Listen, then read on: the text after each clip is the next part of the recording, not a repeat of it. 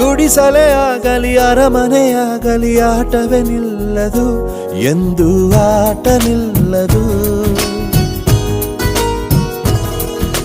ಹಿರಿಯರೇ ಇರಲಿ ಕಿರಿಯರೇ ಬರಲಿ ಭೇದವೇ ತೋರದು ಎಂದು ಭೇದ ತೋರದು.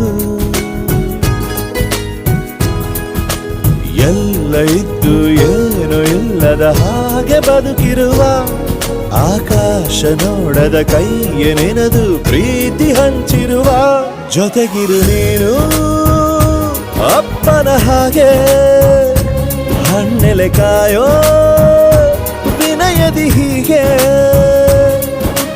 ನಿನ್ನನು ಪಡೆದ ನಾವು ಪುನೀತ ಬಾಳು ನಗು ನಗುತ್ತಾ ಬೊಂಬೆ ಹೇಳುತ್ತೈತೆ ಮತ್ತೆ ಹೇಳುತ್ತೈತೆ ನೀನೇ ರಾಜಕುಮಾರ.